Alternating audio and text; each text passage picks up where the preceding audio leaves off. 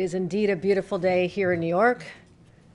As we see the storm clouds are parting, as are the COVID clouds parting. And this is a very good day for us to have a conversation, as we've been doing for many, many months here. As always, I'm joined by an extraordinary team of professionals. Catherine Garcia, the head of state operations, who is incredible in terms of dealing with everything from every storm that comes our way, a COVID storm or a storm in Ulster. Same to be said with Jackie Bray, our Commissioner of Homeland Security and Emergency Service. We spent a lot of time in some icy places this past week, but I was very proud of every effort undertaken by the members of our team to help give people their power and restore their lives in Ulster County, which was hard hit. Also, Dr. Bassett, who has been doing an amazing job as our Commissioner of Health, going before the legislature. Congratulations on getting through that milestone. It shows you've been tested. And also, I think they all recognize this is heralding in a new era of collaboration and cooperation, and I'm proud of the efforts you're taking. So we've been talking about our COVID numbers. They are declining on many fronts, and what I'd like to do is start talking about the next phase. And let's just take a look back at where we've come over the last few months, few weeks, and in the scheme of things, that really has been a fairly short time. We talked about our anticipation of a very serious winter surge. Even back in September, and I had been on the job just a month, and I wanted to make sure that we knew that our healthcare workers were vaccinated. Viewed as controversial at the time, but we stood firm and said that anyone who enters a hospital or a nursing facility or any medical center should have the knowledge that they will not contract COVID from the person charged with their health. So we stood by that mandate and heard a lot about it, but we stood with it, and I'm proud that that was part of our efforts to fight what was the impending winter surge.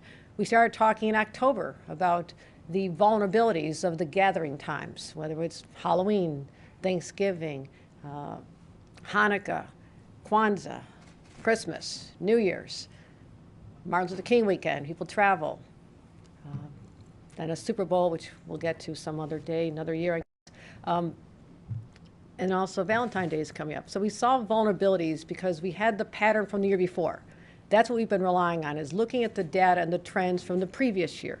So we talked about making preparations literally right around Thanksgiving. And we talked about making sure that we had capacity in our hospitals.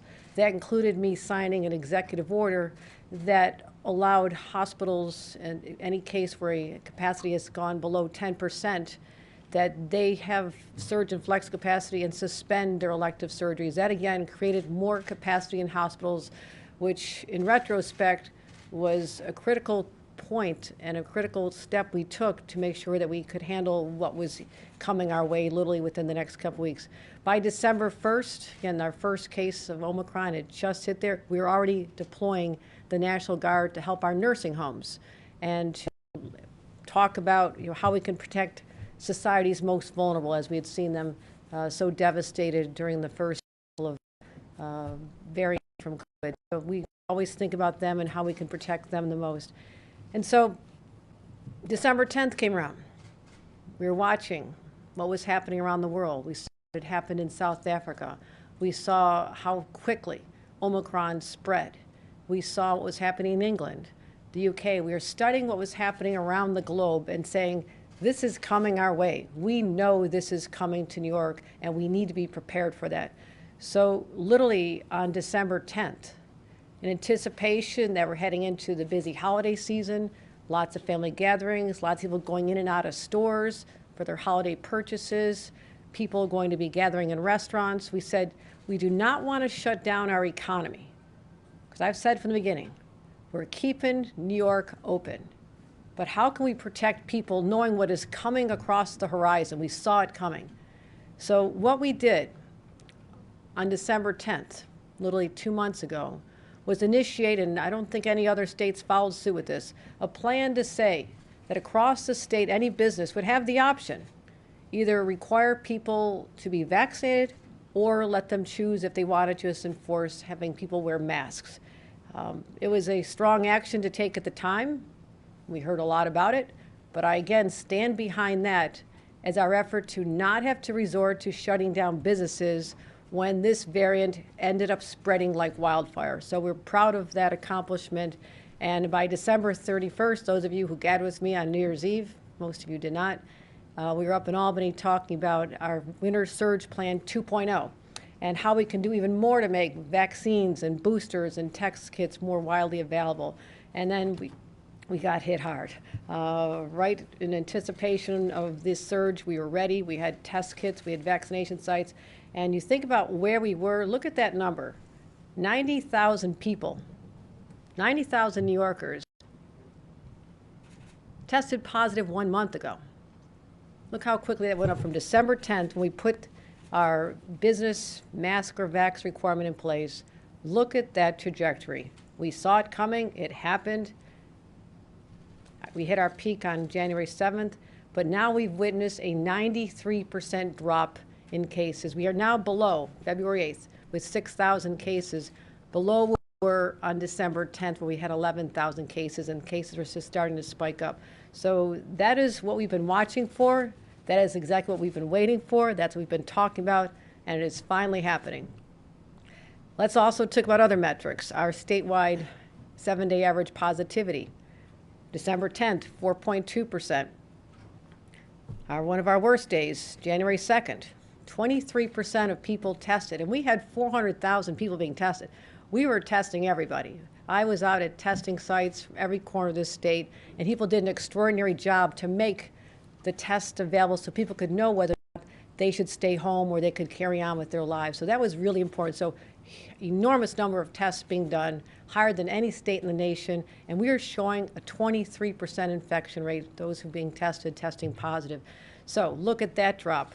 Another drop in actual numbers from 23% to February 8th, 3.67%, and the numbers continue to decline. That's an optimistic sign as well. That's what we've been waiting for. You've heard me talk about hospitalizations. My biggest nightmare was thinking that our hospitals could be so overrun with patients that we would not have the capacity to handle them. We are experiencing a serious shortage of healthcare workers.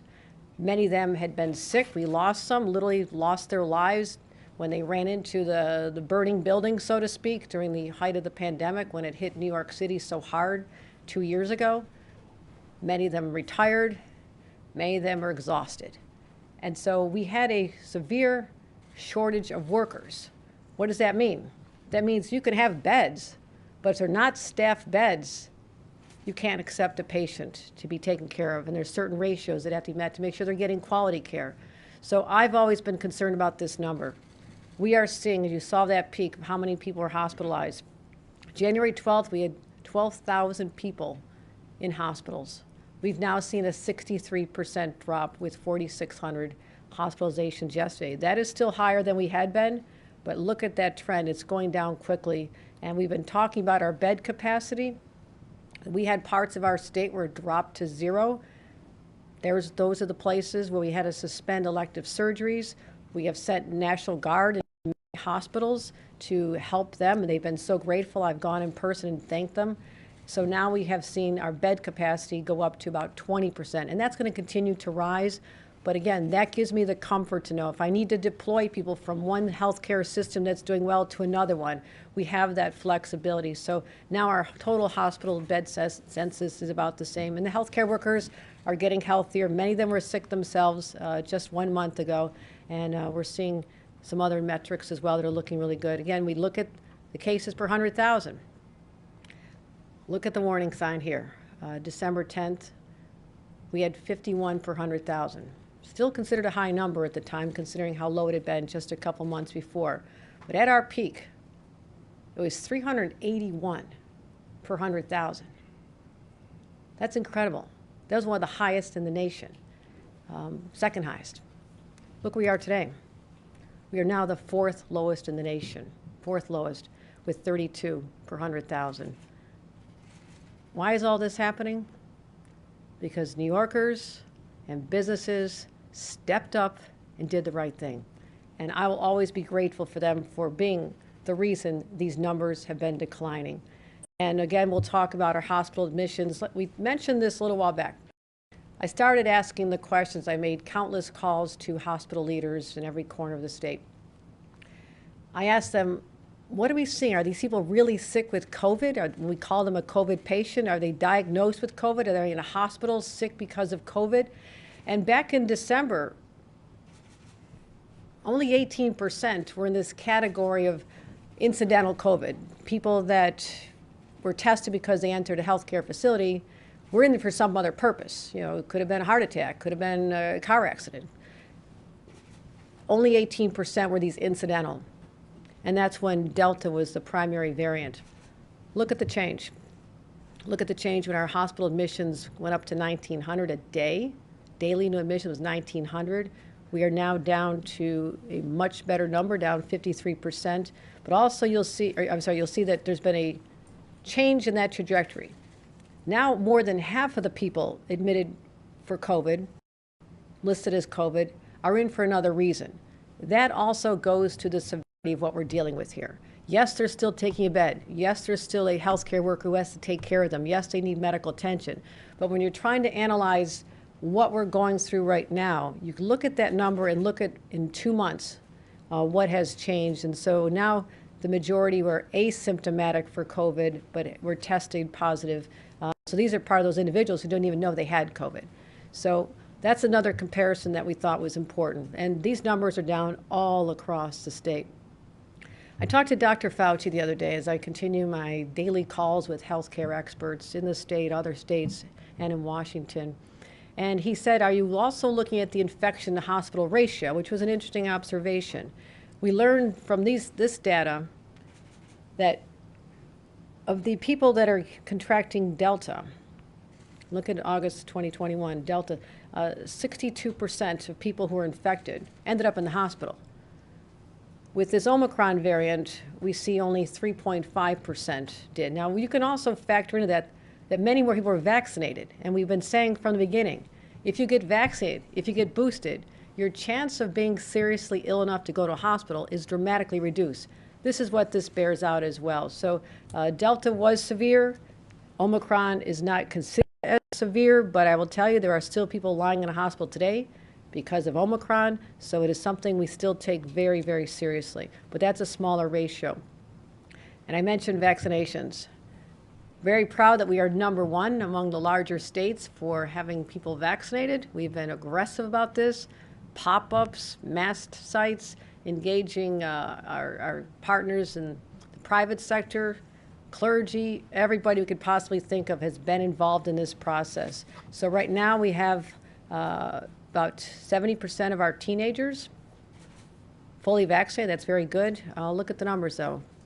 We have a little more work to do with the younger kids. That just started more recently. I understand that teenagers have been eligible to be vaccinated since June, but I think we can do better. And this is a message I'd like to get out to all the parents as well as the pediatricians and other influencers on families' healthcare decisions. Please get your kids vaccinated. Let's give them that extra suit of armor. When the time comes, they can be boosted.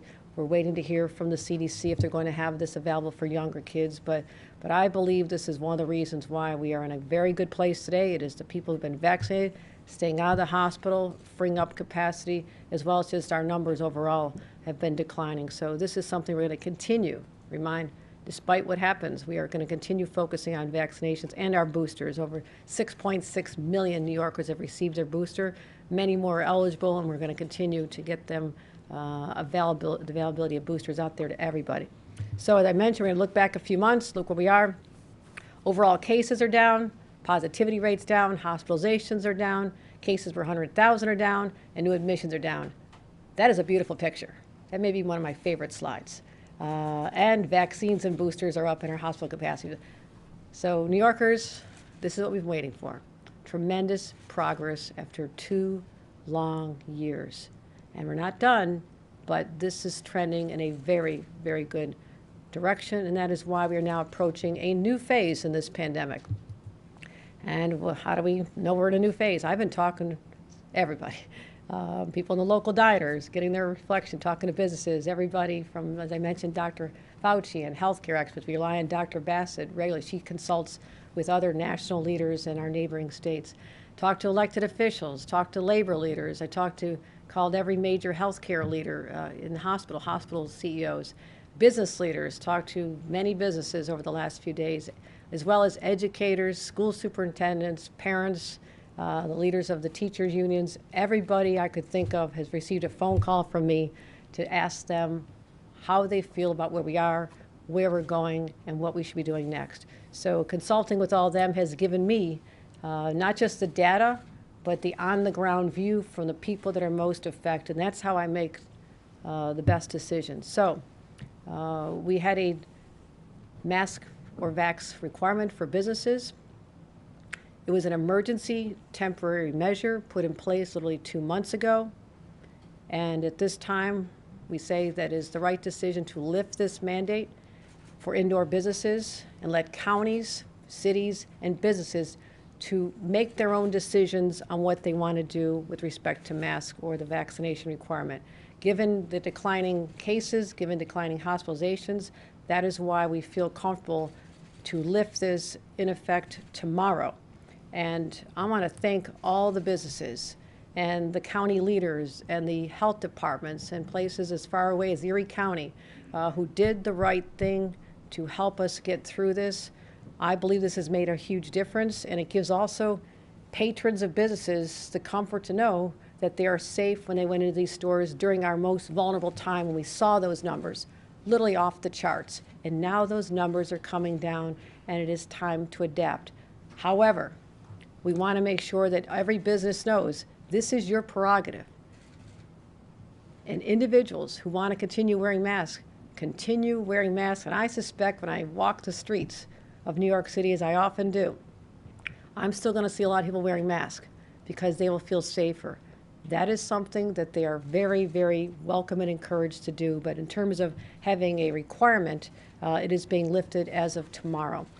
And so thank you to the business owners. It wasn't easy. I've walked in a lot of restaurants showing here in New York City my vaccination card, and I just want to thank all of them, for everything they did. They are part of the New York story and our response to this pandemic. They are an example of what leadership, even in their own lives and in their own communities, looks like, and they stepped up. And some of them, it wasn't pleasant, but I want to thank them because of them, we were able to lift this at this time. Again, I will always retain the flexibility to make adjustments if necessary. You know how I operate. I'm looking at data, looking at trends, looking at everything that's out there, but I also want to deal in the reality that we have a very good picture that has been painted over the last few weeks, and particularly as we are approaching the expiration date of this temporary measure that's been in place now literally for 2 months. So let's talk about some places where it's still in effect. We are still going to continue for now the requirement at state-regulated healthcare facilities. I think that's very obvious of why we want to make sure our healthcare facilities are safe. That would be adult care facilities, nursing homes, correctional facilities, schools and child care centers, and I'll be talking about that in a minute, homeless shelters, domestic violence shelters, as well as bus and train stations. The federal government regulates the airports, the airplanes, and trains like Amtrak, so that is still under their jurisdiction. But also just know that those are more concentrated areas, as well as the areas where we believe people are most vulnerable. I want people to know this pandemic is not over. It is not over. And that is why we're still going to maintain protections for vulnerable populations in areas where people are very concentrated, because I want people to feel safe. I want people to still feel safe when they come into the cities and go to their jobs, that they're not going to contract this virus. And you're going to hear a little bit about this from Dr. Bassett in a couple minutes, but a day doesn't go by where someone doesn't tell me they're also experiencing long COVID, long haul COVID. And this is devastating for people who want to get back to work but just have so many symptoms they cannot. So I want to just strike the right balance here and let people know that the time in our judgment based on all these metrics is correct to lift it for the requirement for businesses, but also there are vulnerabilities that we need to continue to protect until further progress is made. So that's important to know. Now, ask me the most common question I get asked in the state of New York. I think you know. When are school masks coming off? Let's talk a little bit about history here.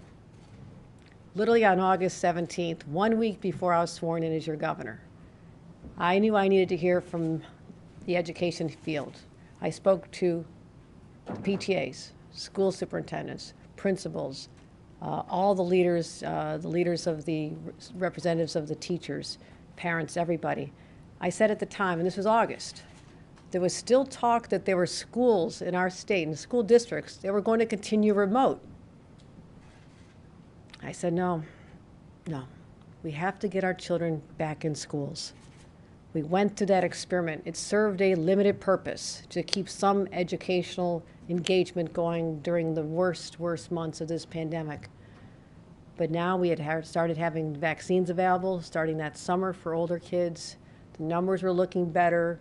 And I said that these kids, based on all the experts I've been talking to, need to be back in a safe learning environment, because the mental health effects and the isolation and the depression and all the other collateral damage that our students went through, we need to start healing and help the teachers who went through hell and back to do the very best they could while their own kids are being learning at home on the kitchen table, and they're trying to teach a classroom.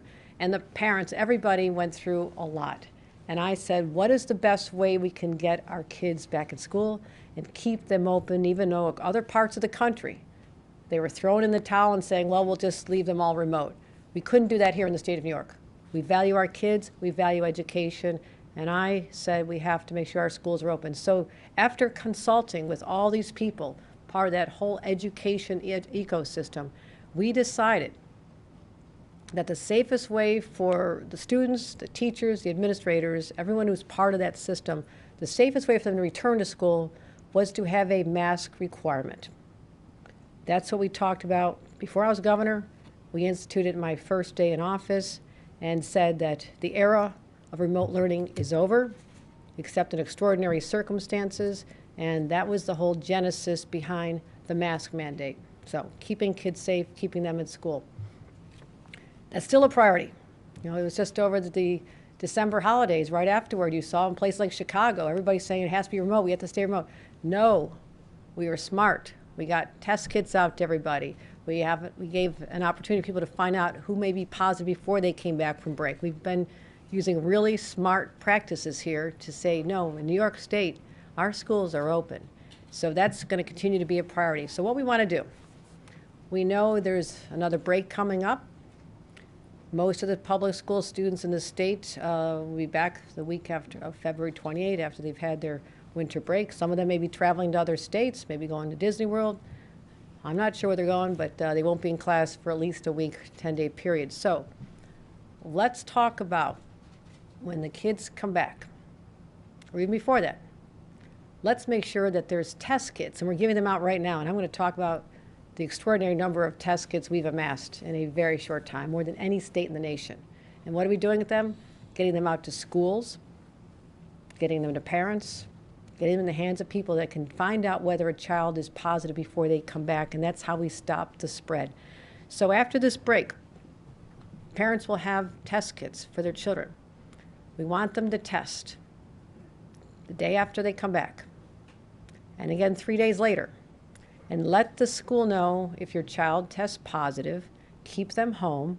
But by that Friday, just a few days after the children come back, we'll be able to look at those numbers.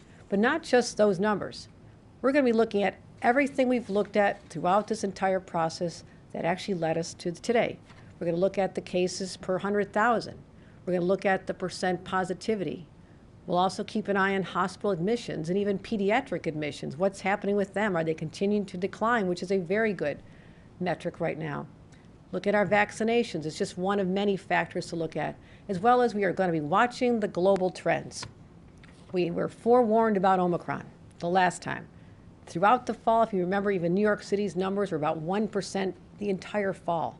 And all of a sudden, Thanksgiving came a week later, and it all broke loose. I'm not saying that's going to happen.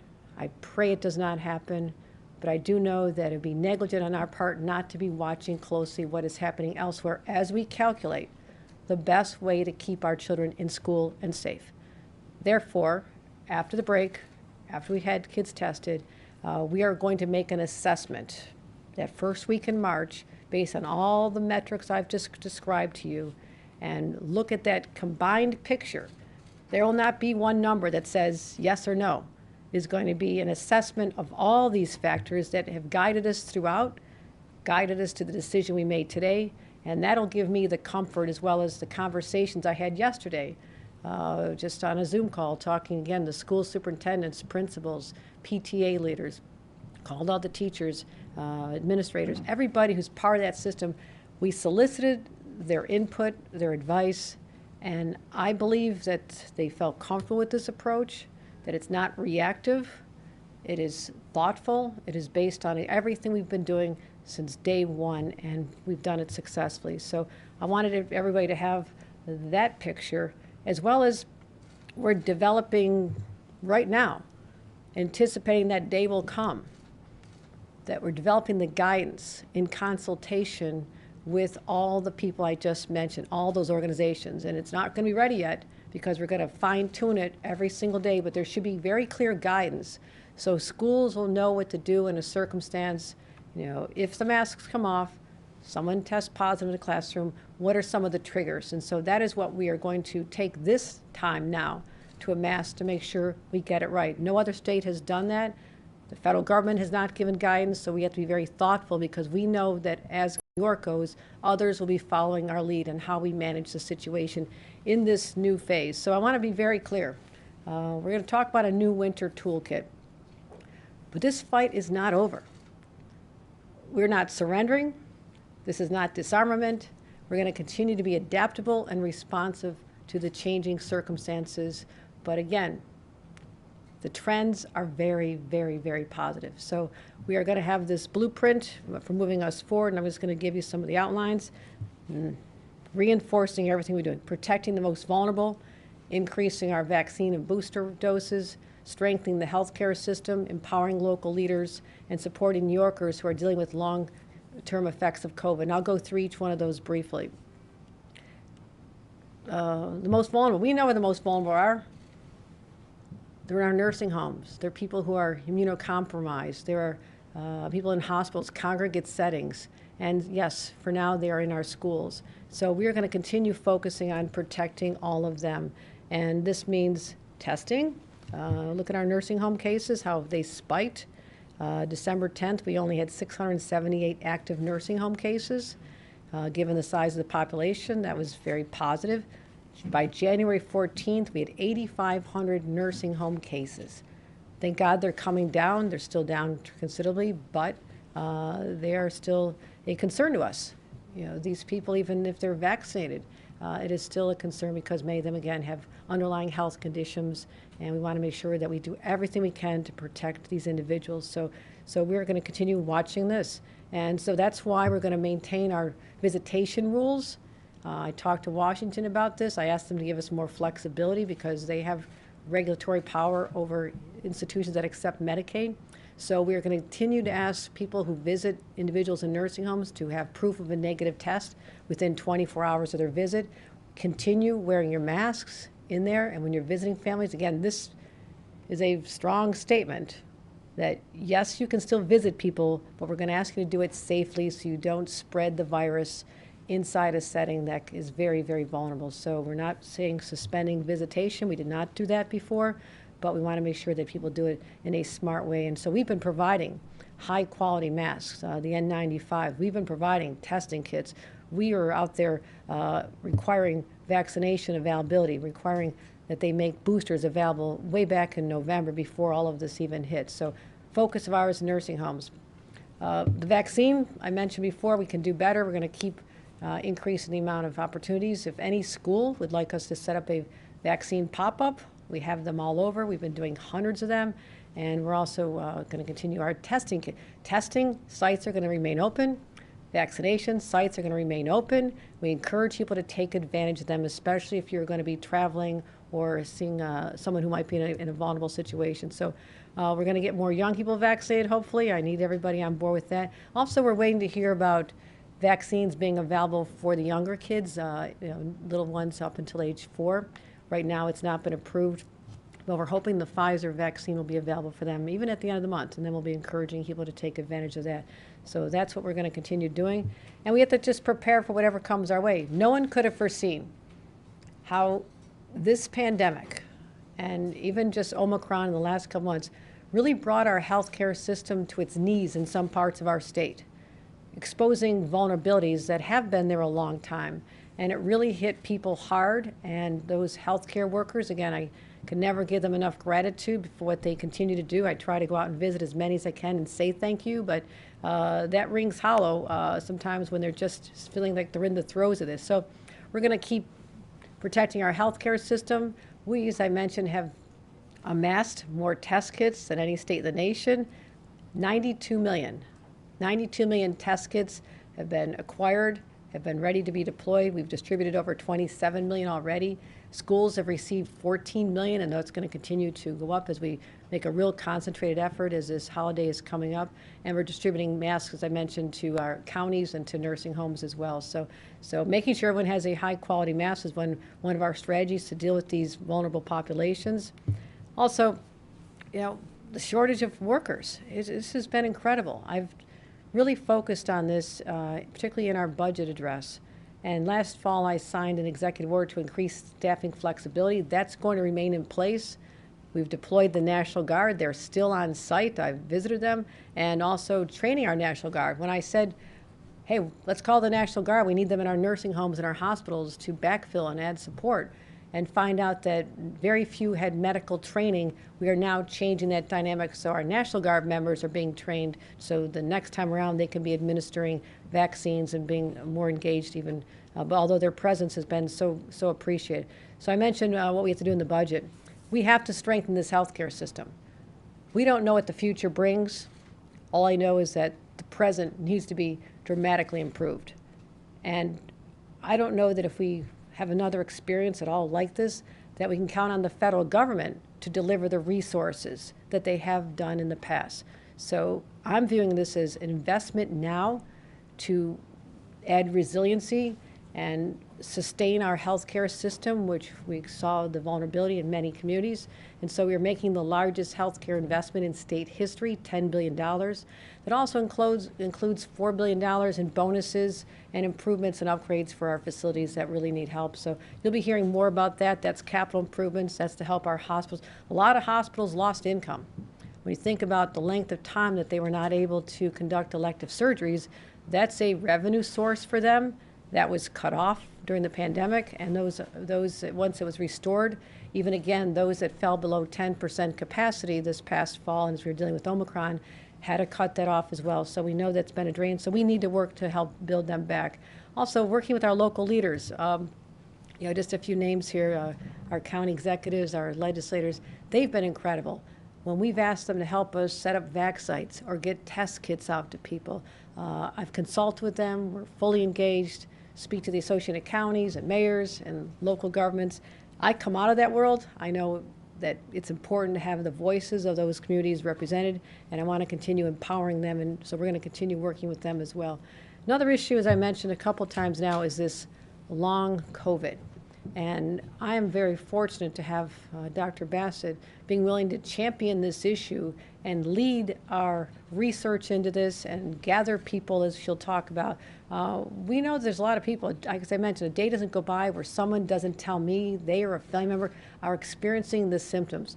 We want the healthcare industry to treat this seriously. We've taken steps to make sure that people receive adequate medical treatment as well as reimbursement for lost wages. And again, I'm proud of what we're going to do. And at this time, I'll turn it over to Dr. Bassett to talk about a gathering that we had asked her to convene, and she did very successfully, and we're going to continue working on that as well. Dr. Bassett? Thank you. Should I speak from here or from the podium? Wherever you like. Here's fine? Okay. All right. Thank you. Thank you very much for that introduction and for your focus on long COVID. As the governor has outlined, as we see the acute infections from COVID decline, we also have to reckon with its long-term effects. And one of the most troubling of these is what clinicians have called post-acute sequelae of COVID-19, commonly known as long COVID. People with long COVID do not have symptoms that do not improve, symptoms that recur, or change in the weeks or even months after infection. And this syndrome has been documented not only in people who had serious COVID illness, but also in those who had mild illness and even those who had apparently asymptomatic infection. It's a problem that likely involves millions of people around the world. Our understanding of long COVID is still evolving, including its occurrence, its patterns, its risk factors, and its mechanisms. So it remains poorly understood, but there's no question that it is real and that it can greatly disrupt the lives of those who are affected. And that's why the governor and our department has been so keen that our state be at the forefront of responding to long COVID and identifying ways to support its diagnosis, management, and therapies as they emerge and are shown to be effective. Last Thursday, the health department hosted a convening of experts on the issue of long COVID with the purpose of speaking with both clinical researchers, basic scientists, physician scientists, legal experts, patient advocates, and others about the many aspects of this condition. As far as we know, we're the first health department in the nation to have this sort of gathering. And it was aimed not only at the clinical care community, but the general public, and including people living with long COVID. So it was a very impressive group. And the event was live streamed. I can give you all the website if you missed it. It's ny.gov/long COVID panel. So the goal of these discussions was to learn as much as we can and to share this knowledge. And we had 3 separate panels, one focused on research, one on models of care, and one on policies and practical steps. We're very grateful that it offered a rich discussion. We're writing up a final kind of report and synopsis of the recommendations that came out of it. But I'd like to share a few of these recommendations today. The first, of course, is that we need more knowledge. And among the things that will aid this process is establishing formal case definitions so that clinicians know how to diagnose long COVID. You may be aware that the health department has a history of developing these. It was the state health department's clinical definition of multi-system inflammatory syndrome in children that formed the basis for what became the Centers for Disease Control case definition. We need more provider education so that providers understand that this is a condition that they should seek and diagnose. Many individuals report being bounced from provider to provider to provider who's been unwilling, maybe even not interested in listening to their symptoms. So we need to increase diagnostic ability and competency. And finally, this health department has the privilege of overseeing Medicaid, one of the most important insurers in the state. This offers us the opportunity to pioneer mechanisms for reimbursement of care for people living with long COVID, and we will be looking into how we can leverage this approach. We also have learned from other conditions, HIV being a prime example, how important it is to involve the affected community in this work.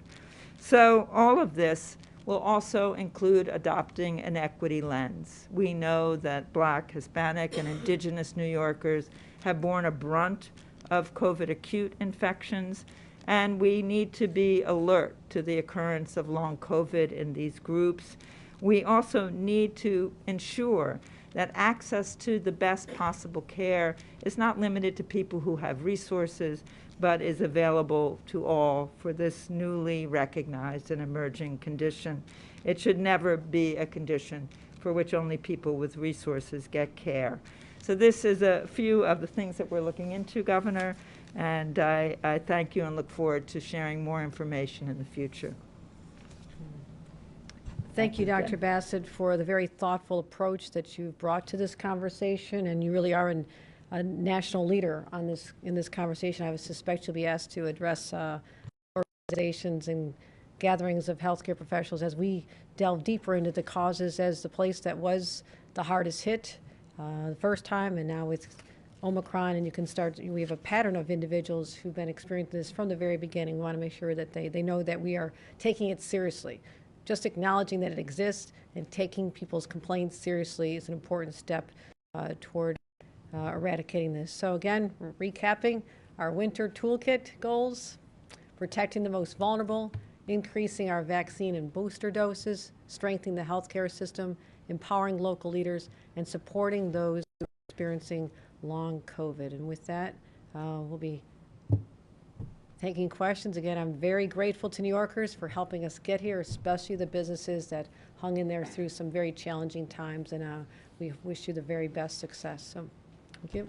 Governor Murphy has set March 7th as a day to remove masks in schools. Governor Lamont has set February 28th, and you have said we'll reassess. So tell New Yorkers, why are the three governors in the tri-state area not on the same page? We're very close. I think you'll look at, we're talking about the same time frame. I just laid out the way I've been doing this from the very beginning, is to look at all the variables that I've outlined, and that data is available to me every single morning. I consume it every single day. And I just want to assure New Yorkers that I will be making that decision, we'll be making that decision based on the most recent data available to us. And that is assessing the situation after the children come back from being with their families, perhaps traveling, perhaps having older siblings from college back in the house with them. So we just want to let New Yorkers know, this is very much top of mind for us. We understand the interest in this. We also want to let people know that we're going to continue on the data-driven, metric-driven approach that has been so successful for us this thus far. And just as a quick follow-up, if the data on that Friday, March 4th, shows there's barely been an uptick or things are basically where they are now, could you envision them lifting the school's mask mandate the following Monday, March 7th? That is a very strong possibility. But I will factor all the data that's gathered during that week, look at everything else I've mentioned, as well as global trends. And I also want to make sure that our guidance is very thoughtful on what could possibly re-trigger the institution of this again. Hopefully never again, but we have to be realistic. This has not been declared over. This pandemic is still with us, and we are going to continue reassuring the people of this state that we'll take the most thoughtful approach possible based on data, experts, and so we're talking around the same time frame. It's just that we're approaching it the way we have been with every issue related to the pandemic. Governor, why not wait until after Super Bowl Sunday when people are gathering in homes or bars or restaurants? And also, does the vacating the mask mandate apply to people taking the subway and buses, mass transit? No, I said that mass transit is still covered by this. Areas where people are congregating and where there's almost impossible to do any contact tracing, where you have random encounters in a crowded subway, for example, or on a bus, we're going to keep these in place for now. Again, willing to reassess. Let's take a look at it again in a few weeks and see where we are. Let's continue talking to our leaders in Washington and the CDC, what their analysis is of the overall. That's what I'm feeling comfortable with. And as I mentioned before, the trains like Amtrak that go interstate as well as airports are regulated by the federal government, so those mask requirements will still be in place. With respect to the Super Bowl, kind of a tough topic for some of us who didn't make it this year, but I know some will be watching. I encourage the businesses to do whatever they choose to do. They may feel more comfortable. The place I watched Buffalo Bills games in Lower Manhattan, I guarantee people are going to be sitting there wearing masks. I mean, they're going to feel that level of comfort. They're going to want to still wear their mask. It will not be a requirement, but I suspect we're going to see many, many people still wearing their mask. This is about empowering them as well as their local governments. The city of New York can make its decision, the counties, the boroughs, as well as individual businesses. So that's the point we're at now. We are not saying it's over. We're not saying that we are recommending or not recommending this now. We instituted this emergency temporary measure exactly 2 months ago, promised New Yorkers we'd evaluate it at this time, and now the numbers have improved dramatically based on the presentation I just gave. Yes. What is the difference in a high school setting where there's a reasonably high level of vaccination and the business office setting? A lot of parents, especially of those older students, are wondering why the delay for them especially? Because those children, students, sit together all day long in close proximity to each other. They go to lunch together. They're involved in gym class together. Whereas in a workplace, people have the ability for movement. Kids are in a very concentrated setting, and also adults can make their own decisions. Children still need adults to look out for their health. This is all about looking out for the health of our children. And parents will be reassured to know that we protected them. We made sure they got back to school in the fall. If we had not taken the steps we did, we could have been like other states where it took weeks and months to get the children weaned off of the learning and in the classroom. This bold step at that time sent a message. Our priority is getting children back in a safe learning environment, unlike remote learning, so it's accomplished that goal. And so businesses will make their decisions. We are still setting forth to protect the students, but the numbers are trending much better, and there definitely is an end in sight. For follow-up, could there be a difference between the under 5s and the over 5s? Because in the timeline we're talking about, they may just have about a week of vaccination eligibility based upon what we know on approval. Could there be a difference? And if you care, Dr. Bassett, to comment on what prep the state is doing to distribute to the under 5s as well. Well, it hasn't been approved for under 5 yet, so we'll certainly follow. This will be mostly in pediatricians. I don't see someone with a 1-month-old baby driving up to a mass vaccination site. They're going to ask their pediatrician. I'm a mom. I'm trusting my pediatrician with that question. So, but we'll make sure they have plenty of doses. When we've told Pfizer knows they're a New York State business. Every time they're doing anything, I'm saying, okay, I know you have to take care of your federal government obligations, but as soon as this is commercialized, goes to market, we want to be right out there to address it. We'll be very aggressive in making sure that we have the supplies available to them. So was that the second part of your question? That was the second part. Yeah. Would you consider a difference in the masking requirements for under 5 and over 5 because of the difference in the vaccination time allowed? Well, you're talking about if there's kids in preschool. We're talking about school age. So you're talking about 4-year, 3-year. Okay. I would say that we'll process all this as we work on our guidance. Would you agree with that, Dr. Bassett? I would, yes. Yeah.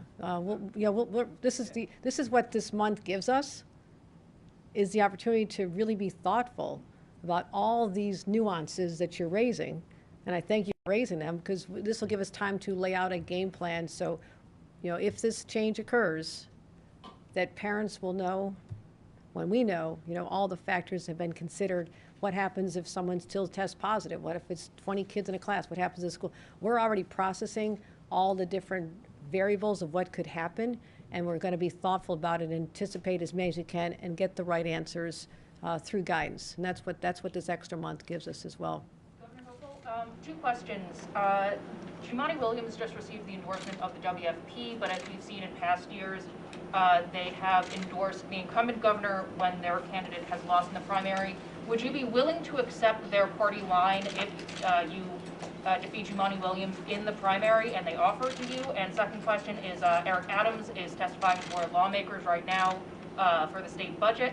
How many times have you spoken to the mayor about his asks for the state budget so far since he's taken office? We've talked many times, as recently as yesterday, and probably the day before that. We are in regular communication, but having served in the state legislature himself as a senator, he is well aware of the process that the budget goes through. The governor presents. Now the conversations go with the legislators, and then we sit down and work it out and end up with a product that is the very best it can be for New Yorkers. So that is what we're anticipating. And I'm not going to engage in political conversations right now at this time. It's a long way off. I'm focused on keeping New Yorkers safe. On the mask mandate, just to be clear, this doesn't affect any vaccination mandates that are in effect, right? Like here in the city, vaccination is required to enter restaurants or sporting events or other indoor venues. That remains, right? And also separately, can you talk about what effect this has on the pending lawsuit that initially struck down the mandate in Long Island? Right, and this is part of the conversation I had with Mayor Adams when I was reaching out to leaders all across the state. He said he will wait to see what New York State does and make a decision. This has accomplished exactly what I wanted. I wanted to empower local cities. If they want to be more restrictive, counties want to be more restrictive, boroughs want to be more restrictive, businesses want to be more restrictive, they, as of tomorrow, are at liberty to do so. So they know that. Second part of your question? I got it right there. The lawsuit. Oh, the lawsuit. We are continuing to proceed in court because we are will continue to maintain and demonstrate in a court of law that New York State and its health department has the power to protect the citizens of this state. That is questioned in the lawsuit, and I believe will be victorious to establish that very basic premise that has guided this state through a global pandemic, and we want to ensure that we still have the ability to make the right decisions to do exactly what we've done for the last 2 years. Okay, we'll switch to Zoom. Governor. Thank you very much, everyone. We're going to jump over to Zoom right now. And then our first question, Governor, this afternoon comes from Mekhi Becker of the Buffalo News. Your mic is open. Hi, yes, it's Maki Becker. Hi. I wanted to ask, a number of other governors who have decided to lift their statewide school mask mandates left it up to the local, and you were just talking about empowering local governments to do so. Can you talk about why you decided not to do that? Well, they're still talking about a month down the road. And what they will do would be lifting the statewide requirements that they put in place. And my understanding is that they will decide if they're going to leave it up to the localities, local governments. What I would say from my conversations with the leaders yesterday, they want to make sure that they have, they prefer that it be a state on or off requirement. It is challenging for an individual school board or school superintendent. They would say that they are not the healthcare experts.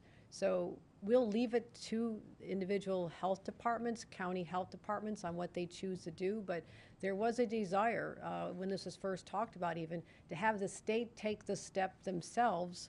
So it really takes them out of the decision making and forcing them to analyze all the metrics and the hospitalizations and the infection rates and all the other factors that we have access to. So that's why that made sense. Thank you very much, Governor. Your next question this afternoon comes from Bernadette Hogan of the New York Post. Bernadette, your mic is open.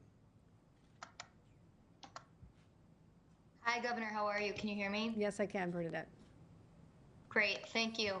So Mayor Eric Adams is testifying right now in front of lawmakers in Albany, and his big asks have been focused on criminal changes to the criminal justice system. He said he wants edits to the state's bail laws, raise the age, discovery, and wondering, will you make those changes, support those changes? And also, what are you doing to talk to Speaker Carl Hastie and Majority Leader Andrea Stewart-Cousins to negotiate those asks by Eric Adams? You said that you would permit him to take the lead on this, you would support him and what his asks are, but what are you going to do to negotiate this with the legislature?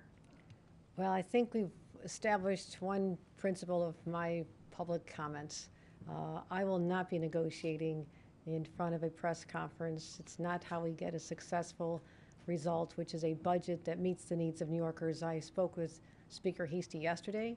I spoke with Leader Stewart-Cousins the day before. We are in regular communication. I have been having conversations with many of my colleagues in the legislature, Assembly, and Senate. So those conversations continue, as well as, yes, we are interested to know what mayors all across the state have as part of their agendas, and it is all processed into a larger conversation on doing what's right for the state of New York.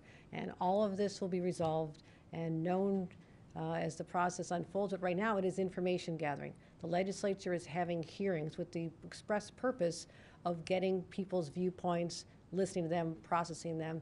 I laid out a very well thought out budget with over 220 policy proposals.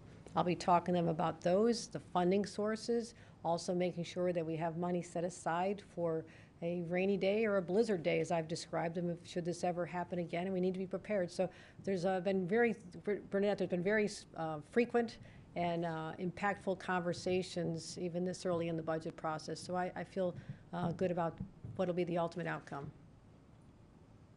Thanks very much, Governor. Your final question this afternoon, we're going back to the room at Marla Diamond. Marla, go right ahead.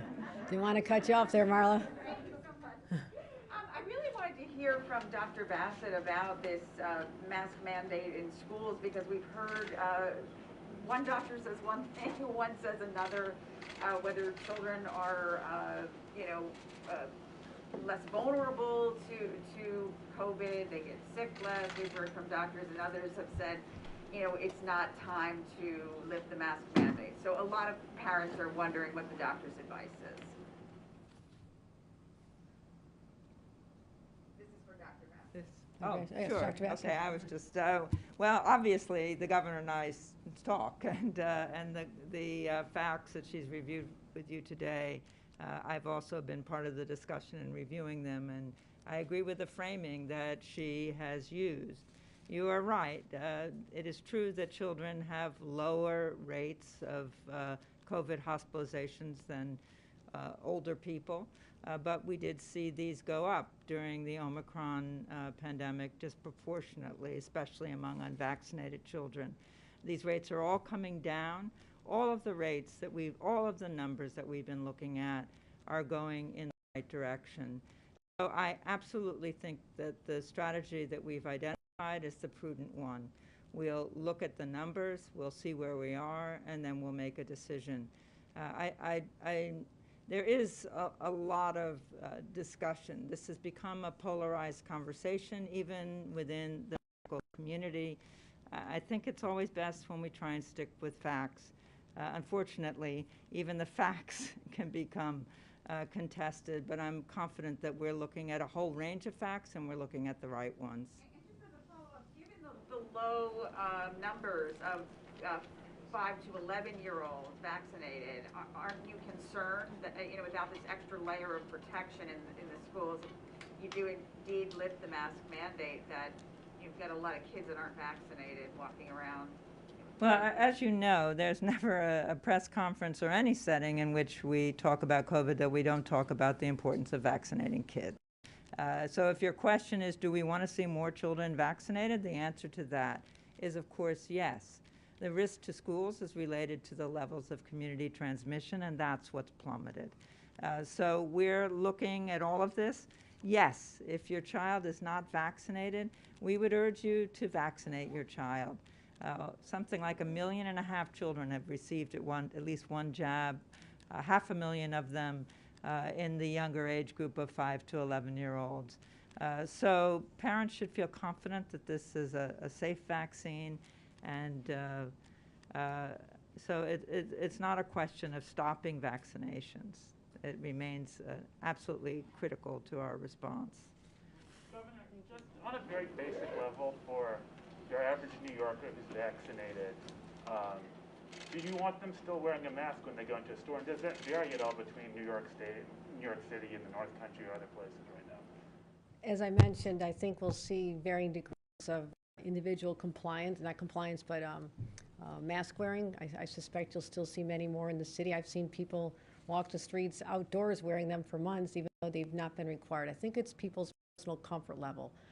Going into a crowded store, especially if you're in a risk category or an area that's still, I mean, there are still parts of our state that have higher transmission rates. And, you know, statewide it's very good, but we have pockets. I think people ought to just use their judgment on what they feel safe with. And I also want to make sure that as people make that decision, that they want to continue wearing a mask, or a business wants to continue having their employees wear it, or at a restaurant, or patrons, that we respect that. I don't want to have a situation where people, if it ends up being among kids, someone's bullied, or that in a work setting that someone is criticized. We have to respect each individual's right to assess their own risk. You don't know if someone doesn't have a child with asthma at home or an elderly parent living with them, and they want to continue taking every step they can to protect themselves. We just want to look at an overall state policy that's based on where we're today, but this is empowering for the New Yorkers you're speaking to.